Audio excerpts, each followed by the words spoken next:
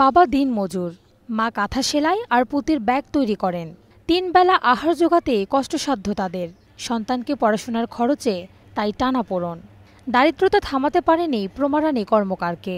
অভাব অনটনকে পেছনে ফেলে এবারের এসএসসিতে জিপিএ 5 পেয়ে তাক লাগিয়ে দিয়েছে অদম্য এই কিশোরী। টিউশনি করার মাধ্যমে যে টাকাটা আমাকে দিত, এই টাকাটা আমি বাবারে দিতাম। আর মাঝে মধ্যে যদি কেউ আমার কাছে আসে বা কোনো কাজ করতে আসে, তখন শিখাইলে তখন আমার টাকা দেওয়া হতো।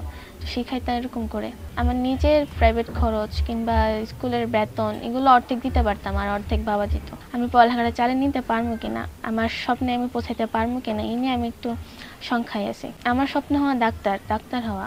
ব্রাহ্মণবাড়িয়ার নবীনগর উপজেলার ভোলাচং উচ্চ বিদ্যালয় থেকে বিজ্ঞান বিভাগে পরীক্ষায় অংশ নেয় প্রমা। নেই কোচিং বা প্রাইভেট টিচার, ছিল শুধু ইচ্ছাশক্তি, আত্মবিশ্বাস আর সীমাহীন পরিশ্রম ধরা দিয়েছে সেরা ফলাফল। ছোটবেলা থেকেই ডাক্তার হওয়ার স্বপ্ন প্রমার, কিন্তু একসময় পড়াশোনা বন্ধ হওয়ার উপক্রম হয় তার। ধার দেনা করে মেয়ের পড়ার টাকা জোগাড় করেন বাবা।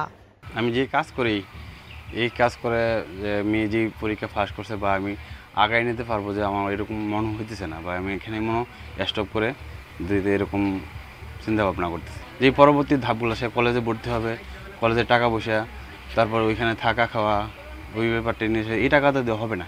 এখন সবচেয়ে বড় টেনশন যে মেয়েকে কলেজে ভর্তি করানোর পুরো খরচটা চালিয়ে নেওয়া। এটার মধ্যে খুবই আতঙ্কের মধ্যে আছে যে পারবো কিনা মেয়ের স্বপ্নটা পূরণ করতে। প্রমার পড়ালেখা এগিয়ে নিতে সহযোগিতার আশ্বাস উপজেলা নির্বাহী কর্মকর্তার। এই মেয়েটা আসলে মেধাবী, আমি আগেও শুনেছি, তো সে ভালো রেজাল্ট করেছে গতকাল আমি জানতে পেরেছি। অসচ্ছলতা রয়েছে, তো আমরা উপজেলা প্রশাসন থেকে পরবর্তীতে সে যাতে সাফল্যের সাথে পড়াশোনাটা চালিয়ে যেতে পারে, আমরা আমাদের উপজেলা প্রশাসনের পক্ষ হতে যতটা প্রয়োজন আমরা ব্যক্তিগতভাবে তাকে সার্বিক সহযোগিতা দেওয়ার চেষ্টা করব। ডাক্তার হয়ে পরিবারের অভাব মোচনের পাশাপাশি সমাজের সেবার প্রত্যয় প্রমার। Ishrat Lubna, star news.